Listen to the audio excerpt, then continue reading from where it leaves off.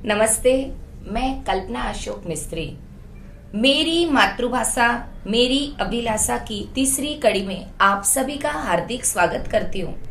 दोस्तों, पहली कड़ी में आप मिले कल्पना जी से, यानी मुझसे, जो गुजराती भाषा प्रेमी है।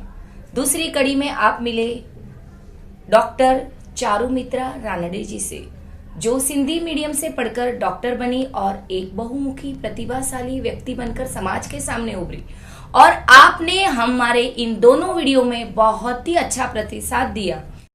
आज मैं आपसे मिलवाने जा रही हूँ आरती जी राजकुमार ठाकुर से, जिनको 2013 में आदर्श शिक्षक महापौर पुरस्कार प्राप्त हुआ है।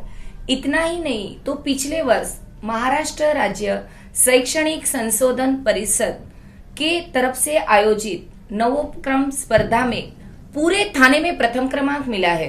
तो आप सब भी मेरी तरह मिलना चाहोगे आरती ठाकुर जी से। आरती ठाकुर जी नमस्ते। आरती ठाकुर जी, हम जानना चाहते हैं आपका प्राथमिक शिक्षण कैसे हुआ। सबसे पहले मैं आपको धन्यवाद देना चाहूंगी कि इस कार्यक्रम में आपने मुझे आमंत्रित किया। बहुत ही अच्छा एक कदम आपने उठाया है। मेरी मातृभाषा मेरी अभिलाषा, जैसे कि आप कह रहे हैं कि अभिलाषा, ये जो शब्द है ये अपने आप में बहुत मायने रखता है। और आपने जो मेरा परिचय दिया कि मुझे महापौर पुरस्कार प्राप्त हुआ है और मुझे नवोपक्रम स्पर्धा में भी थाने जिले में प्रथम पुरस्कार प्राप्त हुआ है, तो ये बहुत ही अदनी सी चीज़ है, बहुत छोटी सी चीज़ है, जिसे मैं मानती हूँ कि यदि आप मेरा परिचय दे रही हैं तो न देना ही उचित है, क्योंकि आपका जो शो है वह मुझे लगता है कि मेरे लिए सबसे बड़ा परिचय है कि आपने मुझे यहाँ आमंत्रित किया। उपलब्धि है, एक शिक्षिका के लिए गौरव भरा स्थान है। ये पुरस्कार शिक्षक की जिंदगी की बहुत बड़ी बात होती है, तो ये बताना बहुत जरूरी था। बहुत बहुत धन्यवाद। तो यहाँ पर आपने जो मुझे प्रश्न पूछा है कि मेरी प्राथमिक शिक्षा किस भाषा में हुई। जी बिल्कुल। तो मैं ये बताना चाहूंगी कि मेरी जो प्राथमिक शिक्षा हुई है वो मराठी माध्यम में हुई है। अच्छा। और मैं एक हिंदी भाषी हूँ। जैसे कि कृष्ण जी के साथ है कि उनके जीवन में उनकी माता और यशोदा जी का अपने आप में ही एक अदम्य ऐसा स्थान है, अलग स्थान है, दोनों का अलग अलग महत्व है। वैसे ही प्राथमिक शिक्षा का यदि सवाल है तो मेरी प्राथमिक शिक्षा मराठी में हुई, परंतु मैं एक उत्तर भारतीय हूँ। मेरी मातृभाषा हिंदी है और मुझे अपनी मातृभाषा का बहुत अभिमान है। ये तो बहुत गौरव की बात है कि आपके पास एक से ज्यादा भाषा का नॉलेज है, और जब तक मुझे पता है तो आप इंग्लिश भी काफी अच्छा बोल लेती है। तो आपके व्यक्तित्व विकास में जो मातृभाषा का स्थान रहा है, तो उसके ऊपर आप कुछ प्रकाश डालना चाहोगे? और मैं तो कहूंगी आप डालिए उसके ऊपर कुछ प्रकाश। बिल्कुल। आपका जो प्रश्न है वो मैं जहाँ तक समझ रही हूँ, आप ऐसा पूछना चाहती हैं कि यदि प्राथमिक शिक्षा मराठी में जी, उसके बाद माध्यमिक शिक्षा मेरी जो हुई वो मेरी मातृभाषा हिंदी में हुई, उसके बाद प्रयत्न पूर्वक मैंने अंग्रेजी भाषा पर प्रभुत्व प्राप्त किया। मैं यहाँ पे फिर से रिपीट करना चाहूंगी शब्द प्रयत्न पूर्वक। तो जो आपका प्रश्न है कि मातृभाषा पर आप प्रकाश डालिए, तो देखिए कि हम सभी जानते हैं कि किसी भी व्यक्ति के सर्वांगीण विकास में, उसके जीवन की संपूर्ण उपलब्धि में उसकी मातृभाषा का जो स्थान है वो कोई भी द्वितीय स्थान पर नहीं लेके जा सकता, और प्रथम स्थान पर ही रहेगा। मेरी शिक्षा, प्राथमिक शिक्षा का जहां तक सवाल है, तो मेरा जन्म एक मराठी भाषी प्रदेश में हुआ। वर्धा का मेरा जन्म है। जी। मेरे पिता शिक्षा को बहुत महत्व देते थे और वे चाहते थे कि मेरे बच्चों को सर्वोच्च शिक्षा मिले, बहुत अच्छी शिक्षा मिले। और मुझे गर्व है कि मेरे पिताजी ने मुझे मराठी माध्यम के जिला परिषद के विद्यालय में दाखिल करवाया था। और उनका ऐसा मानना है कि जो अच्छी शिक्षा है, जो नींव रखी जाती है शिक्षा की, वो जो गवर्नमेंट स्कूल्स होते हैं उन स्कूलों में ही रखी जाती है। यानी आप मातृभाषा प्रेमी होने के साथ साथ सरकारी स्कूलों की भी हिमायत करती हैं। बिल्कुल बिल्कुल, मैं बिल्कुल ये कहना चाहूंगी कि सरकारी स्कूलों में अच्छे शिक्षक, अच्छी शिक्षा के पूरे अवसर एक बच्चे को, विद्यार्थी को प्राप्त हो सकते हैं, और यदि वो अवसर मातृभाषा में मिल जाए तो सोने पर सुहागा है। यस। अब आप चूंकि 25 सालों से एक शिक्षिका के रूप में समाज के सामने रही हो और एक आदर्श शिक्षिका रही हो, तो आपका बच्चों के साथ नाता बहुत अटूट रहा होगा। तो आपको ऐसा लग रहा है कि हिंदी भाषी स्कूल में आप पढ़ा रही हो, जब तक मैं जानती हूँ, तो उन बच्चों में अंग्रेजी भाषा को लेकर या मातृभाषा के अलावा कोई भाषा सीखने में कोई दिक्कत आई हो, या उनका कॉन्फिडेंस या उनका विकास में कहीं कोई दिक्कत आई हो, या उन्हें कुछ मुसीबतों का सामना करना पड़ा हो? मुझे ऐसा बिल्कुल नहीं लगता, लेकिन हम देख रहे हैं कि एक कंपटीशन शुरू हो गई है अंग्रेजी माध्यम के साथ में। हमारी जो भारतीय मातृभाषाएं हैं, विभिन्न मातृभाषाएं हैं, उन सारे विद्यालयों की एक होड़ सी लग गई है कि हम कैसे आगे पहुंचे, हम कैसे। हालांकि ये जो कंपटीशन है ये एक तरफा है, क्योंकि अंग्रेजी मीडियम्स के साथ में सब कुछ है। उनके पास सारी भौतिक सुविधाएं उपलब्ध है, उनके पास में सारी अवेलेबिलिटीज है, लेकिन सारे साधन है। सरकारी स्कूलों में भी सारी सुविधाएं है ही। हमारी सरकार का प्रयास ये रहा है कि उत्तम से उत्तम सुविधा बच्चों को दी जाए। जी बिल्कुल बिल्कुल, आप जो बात बोल रही है, एक छोटे से उदाहरण से मैं बताना चाहूंगी कि रास्ते के कोने पर एक मोची होता है, उससे हम एक चप्पल लेकर पहनते हैं। बेशक वो चप्पल बहुत टिकाऊ होती है, बेशक यदि आपके पैरों में कोई बहुत पुराना एंकल पेन है, हील पेन है, तो उसको दूर करने का वो सबसे बड़ा रामबाण उपाय होता है। फिर भी आप एक ब्रांडिंग के नाम पर बड़ी से बड़ी दुकान में जाते हैं और ब्रांडिंग के नाम पर अपनी जेब को पूरा खाली करके आते हैं। ऐसा क्यों करते हैं? तो ये एक ब्रांडिंग, मुझे ऐसा लगता है, समाज में फैलती जा रही है, और समाज को, मुझे ऐसा लगता है, समाज की जेब को, समाज के ज्ञान प्राप्त करने की जो पिपासा है, जो प्यास है, उसको बिल्कुल खाली करती जा रही है। तो ऐसा बिल्कुल नहीं है कि सरकारी स्कूलों में कोई सहूलियतें नहीं है, सरकारी स्कूलों में कोई सुविधाएं नहीं है, सब कुछ है, पर एक ब्रांडिंग हो गई है, अंधानुकरण समाज करते जा रहा है, देखा देखी बढ़ते जा रही है कि सभी डाल रहे हैं अंग्रेजी माध्यम में, तो हमें भी डालना है। साथ ही साथ एक ऐसा तबका भी हमारे समाज में है जिनके पास बहुत सी मर्यादाएं हैं, आर्थिक मर्यादाएं हैं, उनके पास भौतिक मर्यादाएं हैं, फिर भी वे सब कुछ जोड़ तोड़ के अपने बच्चे को एक इंग्लिश मीडियम के स्कूल में ही डालना चाहता है। वो सोचता है कि जब मैं अपने बच्चे को इंग्लिश मीडियम के स्कूल में डाल देता हूं तो मैं अपने बच्चे को बेस्ट दे रहा हूं। लेकिन यहाँ पर एज ए टीचर, मैं एज ए टीचर, आप और जितने लोग इस वीडियो को देख रहे हैं, हम सबकी ये नैतिक जिम्मेदारी है, हम सबकी ये सामाजिक जिम्मेदारी है कि हम समाज में ये अवेयरनेस फैलाएं कि आप अपनी जेब खाली करके बड़े से बड़े अंग्रेजी माध्यम के स्कूल में अपने बच्चे का दाखला दिला रहे हैं। इसका कतई ये मतलब नहीं है कि आप अपने बच्चे को अच्छी शिक्षा दे रहे हैं। इसका कतई ये मतलब नहीं है कि आपका बच्चा एक व्यक्तित्व, अपने व्यक्तित्व को संपूर्णतः निखारने के लिए किसी प्लेटफॉर्म पर खड़ा हो रहा है। जब तक बच्चे के विकास का सवाल आता है तो बच्चों के ऊपर जो सहजता से मातृभाषा वो ग्रहण करता है, चूंकि इस बात को स्वीकार करते हैं हम सब, लेकिन जो हमारे पेरेंट्स हैं वो देखा देखी में अंग्रेजी भाषा की तरफ बढ़ रहे हैं। तो आपको नहीं लगता कि वो बच्चे के स्तर पर, उसके मानसिक स्तर पर जाकर सोचे तो उसके ऊपर थोड़ा सा दबाव आता है, कहीं ना कहीं वो बौखला जाता है कि मुझे कुछ तो समझ में नहीं आ रहा है? और इसके ऊपर आपके क्या विचार है? बिल्कुल, आप बिल्कुल सही बोल रही हैं। एक साइकोलॉजिकल देखा जाए तो बच्चे की, थोड़ा सा हम ऐसे पीछे जाते हैं कि बच्चा किसी भाषा को सीखता कैसे है। जी बिल्कुल। हम सभी जानते हैं कि बच्चा जब माँ के गर्भ में आता है तभी से वो सुनने की क्षमता रखते हैं। महाभारत के काल से इस बात को सिद्ध किया जा चुका है। अभिमन्यु की कहानी सभी जानते हैं। बिल्कुल बिल्कुल, साइंटिफिकली भी ये बात बिल्कुल प्रूव्ड है कि बच्चा पेट से ही भाषा को सुनता है, समझता है।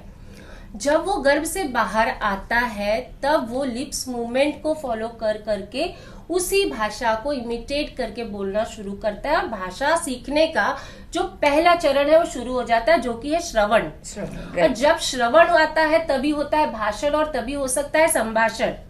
अब अंग्रेजी के बारे में होता क्या है कि श्रवण और भाषण की स्टेप्स तो पूरी तरह से गायब ही हैं। गायब है। स्कूल में बच्चे को दाखिला दिला दिया जाता है, वहां पे जूनियर केजी, अब तो नर्सरी है, नर्सरी के पहले प्ले ग्रुप है, तो यहाँ पे दाखिल करने के बाद में बच्चे का श्रवण और भाषण क्या होता है, ज्यादा से ज्यादा 1 O यानी 1, TWO 2, A for Apple, B for ball. लेकिन कंसेप्ट्स कहाँ क्लियर हुए? कंसेप्ट्स तो कहीं पर भी क्लियर नहीं हुए हैं। और ये सारी चीजें स्कूल में जाके महज 1 घंटा 2 घंटा सिर्फ सुनना, किसी भी अनुभव के बिना, बच्चे के भाषा ग्रहण की जो सीढ़ियां है वो यहाँ पर बिल्कुल भी पूरी नहीं हो पाती है। यहाँ बच्चा कंफ्यूज हो जाता है कि मेरे साथ हो क्या रहा है, और इसी शब्द समृद्धि लिमिटेड हो जाती है। बिल्कुल इसी कंफ्यूजन के साथ में, उसके साथ में बिना उसके हाथों की जो शक्तियां हैं, मांसों की जो शक्तियां हैं वो डेवलप हुए बिना ही उसके हाथों में पेंसिल पकड़ा दी जाती है, सामने नोटबुक दी जाती है, और उसको कई बार एक ही शब्द को बार बार लिखने दिया जाता है कि रट्टा मारने जैसी जी बिल्कुल। ये तो बिल्कुल ऐसी ही बात है कि आपको रोटी बनाना आता नहीं है, आटा भिगाना आता नहीं, और आपके सामने आटा दे दिया जाए, पानी दे दिया जाए और कहा जाए कि भैया रोटी भिगाओ और अच्छी रोटी बनाओ, और उसके बाद में फिर आपको मार पड़े कि आपकी रोटी गोल नहीं बनी, आपका आटा गीला हो गया। तो देखिए, किसी भी चीज को सीखने की वैज्ञानिक पद्धतियां हैं, बहुत सारे अनुसंधान हो चुके हैं। अब हमारा जो समाज है अब अनपढ़ नहीं है, इन सारी बातों को समझ सकता है।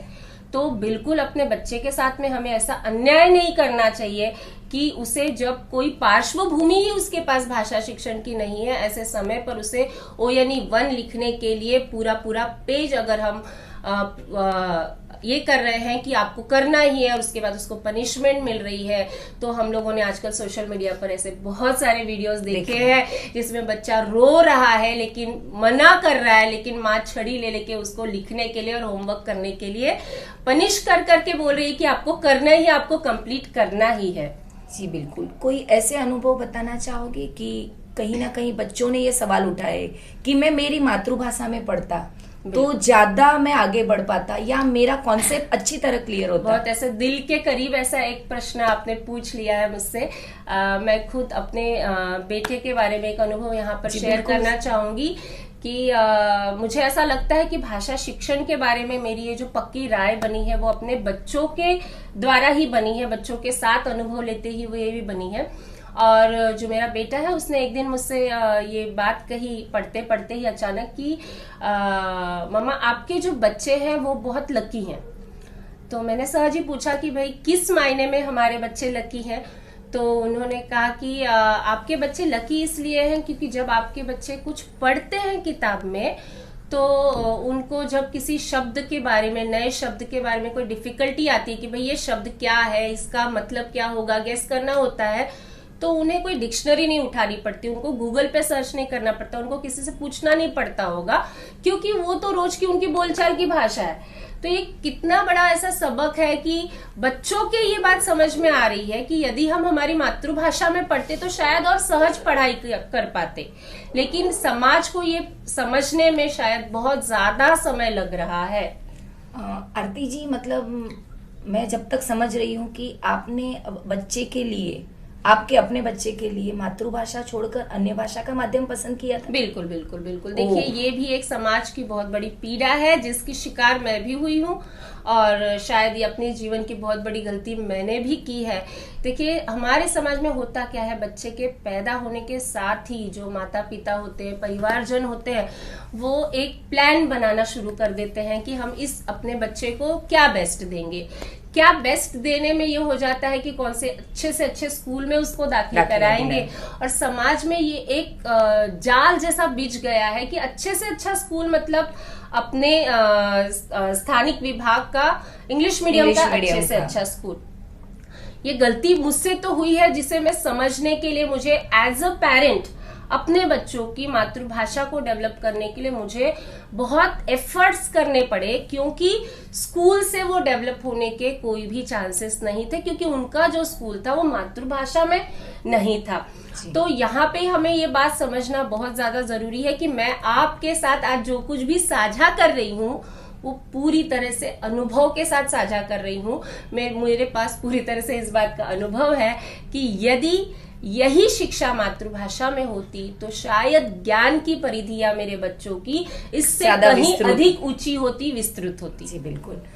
आरती जी की बातें सुनकर, उनके अनुभव पर से दर्शकों आपने तो ये समझ ही लिया होगा कि मातृभाषा में पढ़ाया जाता तो बच्चों का विकास ज्यादा अच्छी तरह हो पाता। और ये गलती जो हुई उनसे, उन्होंने ज्यादा एफर्ट्स देके बच्चे को आगे लाया भी, तो क्या हर समाज के हर माँ बाप ये एफर्ट्स दे पाते हैं? बच्चे का पूरा सर्वांगीण विकास हो पाता है?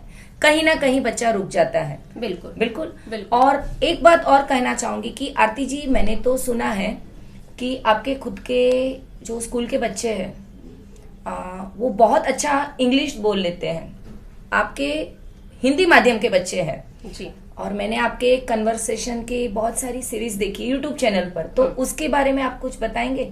जी बिल्कुल। जैसा कि मैंने शुरू में ही बताया कि एक कंपटीशन है जो शायद ओपन नहीं है लेकिन है। अंग्रेजी माध्यम के साथ में हिंदी माध्यम, गुजराती माध्यम, मराठी मीडियम, ये एक क्या कहते हैं, लड़ाई लड़ रहे हैं।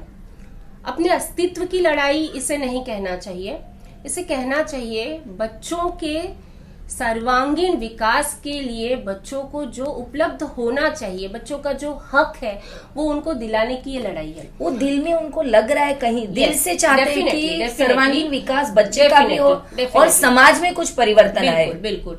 जैसे आपने शुरू में ही बताया, मेरे बारे में बताते समय कहा कि तीनों भाषाओं पर मेरा प्रभुत्व है, और मैंने कहा कि अंग्रेजी भाषा पर प्रभुत्व मुझे प्रयत्न पूर्वक लाना पड़ा।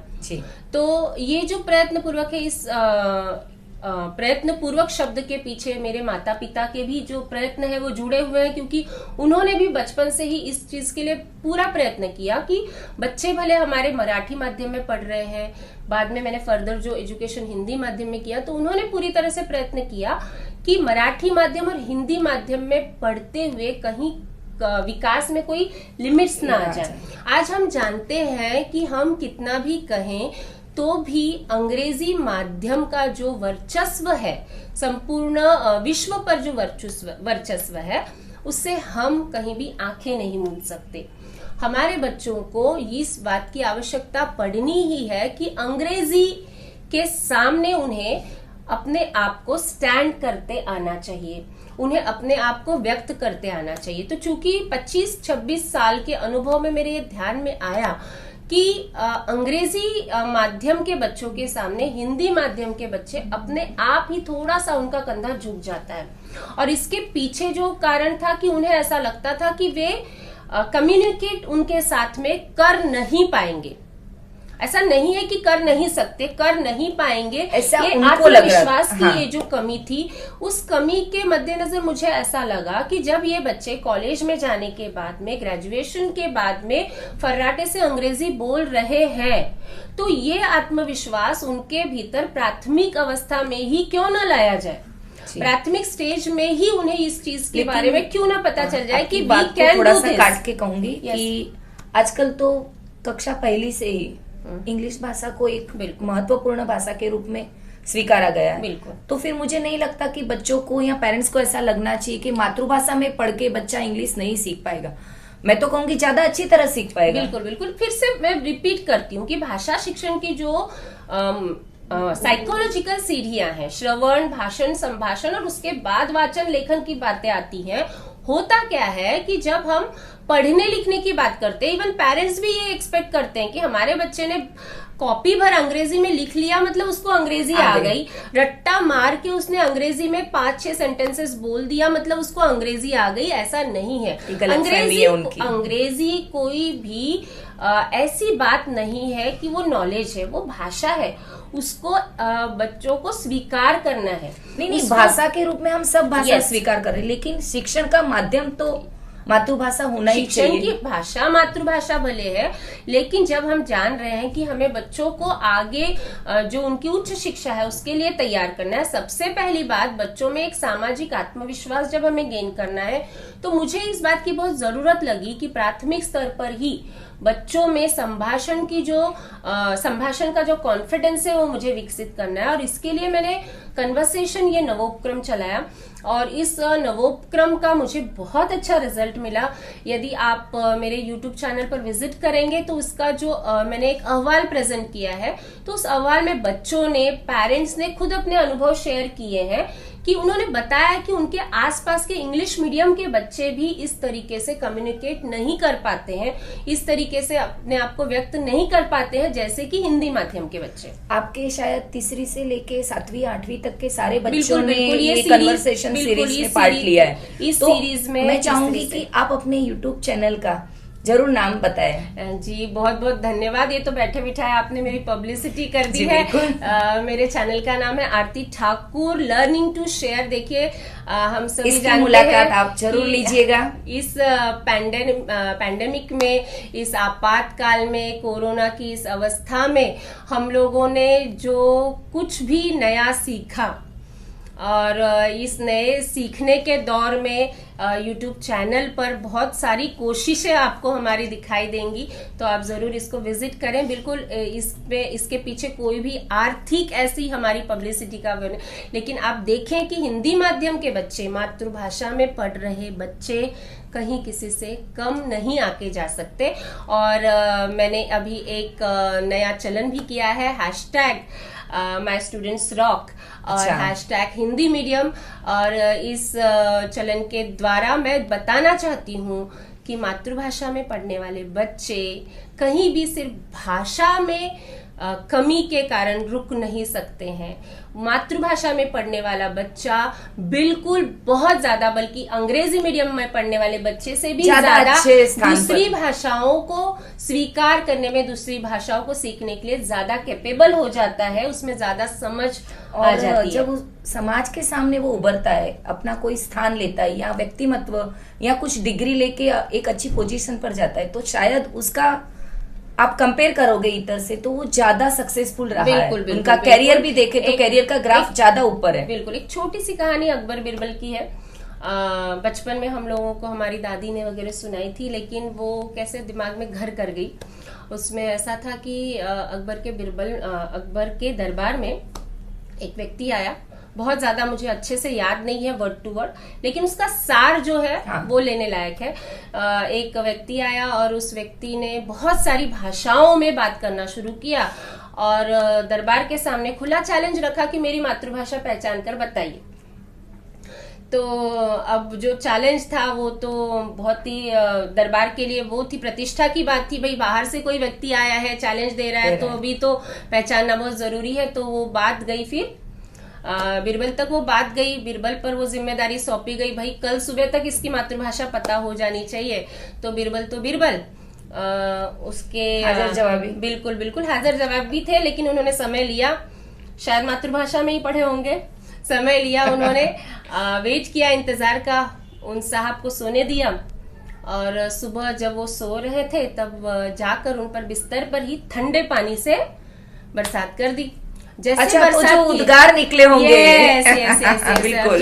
जब उद्गार निकले तो उद्गार जो उनके निकले, आप खुद भी समझ गई कि उद्गार जो है वो निकले मातृभाषा में ही। तो देखो, दिल की जो बात होती है वो निकलती मातृभाषा में ही है। तो यदि हम चाहते हैं कि हमारा बच्चा अभिव्यक्ति कर सके, अभिव्यक्ति के द्वारा प्रकट हो सके और अभिव्यक्ति के माध्यम से आगे बढ़ सके, तो निश्चित ही उसे जो शिक्षण है वो देना चाहिए मातृभाषा में। यदि आप चाहते हैं कि आपका बच्चा निबंध गूगल पे से कॉपी पेस्ट करके न लिखे, अपने मन से लिखे, तो जरूर अपने बच्चे को आप शिक्षण जो दीजिए मातृभाषा में ही दीजिए।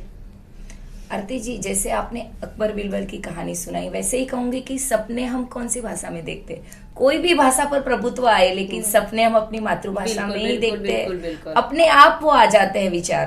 तो जब तक मुझे और आपकी बातों से मुझे लगता है कि मातृभाषा ही शिक्षण का श्रेष्ठ माध्यम है। हम स्वीकार करते हैं कि हमें सभी भाषा सीखनी ही चाहिए एक भाषा के रूप में, चाहे वो इंग्लिश हो, हिंदी हो, मराठी हो, जर्मन, फ्रेंच, आज तो सब भाषा सीखी जाती है। लेकिन प्राथमिक शिक्षण जो है बच्चे का, और शिक्षण का माध्यम तो मातृभाषा ही होना चाहिए। बिल्कुल सहमत, बिल्कुल तो सहमत। हमारे इस समाज को, हमारे माता पिता और बच्चों के पालक वर्ग से, जो पेरेंट्स है, उन्हें आप कुछ संदेश देना चाहोगी?